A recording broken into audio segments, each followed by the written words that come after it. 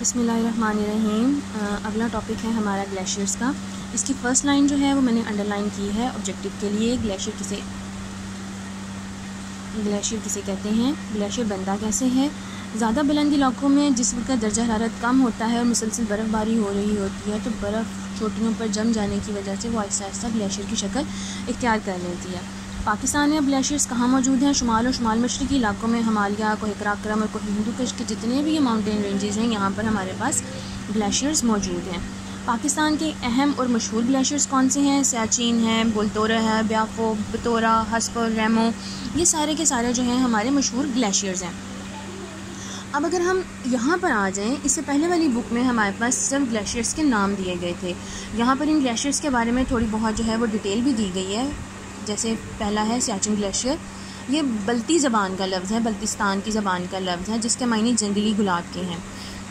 इस ग्लेशियर पर यह पौधा ज़्यादा उगता है, इस वजह से इस ग्लेशियर को जो है सियाचिन ग्लेशियर का नाम दिया गया है। इस ग्लेशियर की टोटल लंबाई 70 किलोमीटर है और ये कोह कराक्रम में वाक़ है। अगर आप गौर से देखें तो मैंने दो लाइनों को अंडरलाइन यहाँ पर किया हुआ है कि एक सियाचिन बल्ती ज़बान का लफ्ज़ है जिसके मायने जंगली गुलाब के हैं और सियाचिन ग्लेशियर सिलसिला कराक्रम में वाक़ है। ये दोनों आपने ऑब्जेक्टिव के लिए नोट करने हैं।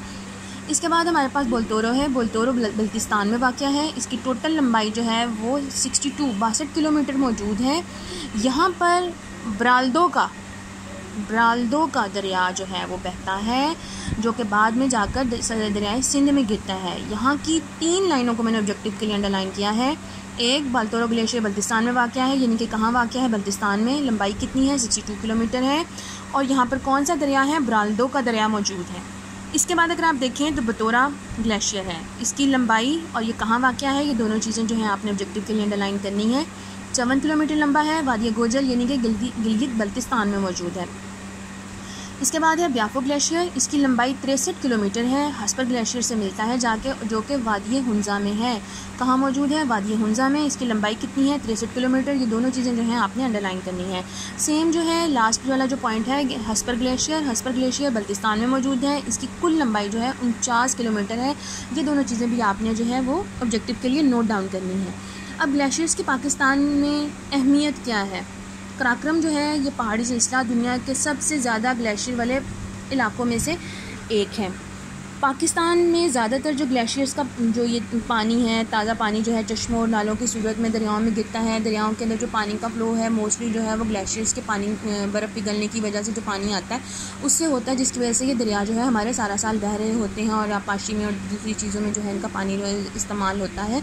इसलिए इनकी अहमियत हमारे लिए बहुत ज़्यादा है। यहाँ पर ग्लेशियर के टूटने फूटने की वजह से कई ताज़ा पानी की झीलें वजूद में आ गई हैं। अगर आप गौर से देखें तो मैंने इसमें एक लाइन जो है वो अंडरलाइन की हुई है। ये उन झीलों के नाम हैं जो कि कुदरती तौर पर ग्लेशियर्स के अपनी जगह से हिलने की वजह से वजूद में आई हैं, जिसमें झील सैफुल मलूक है, शंदूर और सतपारा झील जो है ये सारी इसमें अहम नाम है। इनको भी आपने ऑब्जेक्टिव के लिए अंडरलाइन करना है। इसके बाद हमारे पास मौजूद है अगला टॉपिक पाकिस्तान के दरिया। इसको मैं टोटल डिस्कस इसलिए नहीं कर रही क्योंकि इसमें सिर्फ़ और सिर्फ जो है दरिया कहाँ से निकल रहे हैं, उसके बाद बहरा अरब में किस रूट से होते हुए वो गुजरते हैं और बहरा अरब में जा गिरते हैं। आपको इस टॉपिक में कहीं पे कोई प्रॉब्लम आती है, आपको समझ नहीं आती, आप मुझसे क्वेश्चन करके इसके बारे में पूछ सकते हैं, मैं आपको डिटेल डिस्कस कर दूँगी। लेकिन इसमें कुछ चीज़ें मैंने अंडरलाइन की हैं वो आपने ऑब्जेक्टिव के लिए नोट डाउन करनी है। दरियाए सिंध पाकिस्तान का सबसे बड़ा दरिया है, ये ऑब्जेक्टिव कर लीजिएगा। इसके बाद यहाँ पर देखें दरियाए रावी के बारे में लिखा हुआ है कि पंजाब का दारुल हुकूमत लाहौर दरियाए रावी के किनारे पर आबाद है। इसको आपने अंडरलाइन करना है। दरियाए सतलुज कहाँ से निकलता है? कोह हिमालय से निकलता है। दरियाए चनाब कहाँ से निकलता है? कोह हिमालय से निकलकर मराला के नज़दीक पंजाब में दाखिल होता है। दरियाए जेहलम कहाँ से निकलता है? कश्मीर की वादी से निकलता है। ये ब्लॉग जो अहम मालूमात वाली है ये सारी आपने पढ़नी है, इसको याद रखना है। इसकी जो डायरेक्शंस हैं, इसके जो दरिया हैं उनके नाम भी आपने याद रखने हैं। लेकिन पहली लाइन बहुत इंपॉर्टेंट है ऑब्जेक्टिव के लिए भी और अक्सर इसका शॉर्ट क्वेश्चन भी आ जाता है कि दोआबा किसे कहते हैं? दो दरियाओं के दरमियानी इलाके को दोआबा कहा जाता है।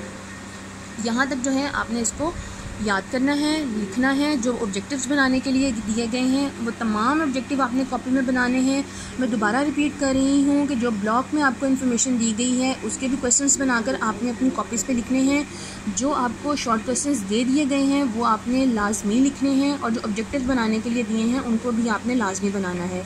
2 टॉपिक्स जो मैंने इसके अंदर डिटेल डिस्कस नहीं किए, रिपीट कर रही हूँ। अगर आप इसको पढ़िएगा, इसको समझने की कोशिश करें। इसमें डायरेक्शंस सिर्फ लिखी हुई हैं, अहम पॉइंट्स के नाम लिखे हुए हैं, जगहों के नाम हैं, वो एज इट इज़ ही आपको याद करने हैं। फिर भी कोई मसला आपको अगर पेश आता है तो आप अपना सवाल कर सकते हैं।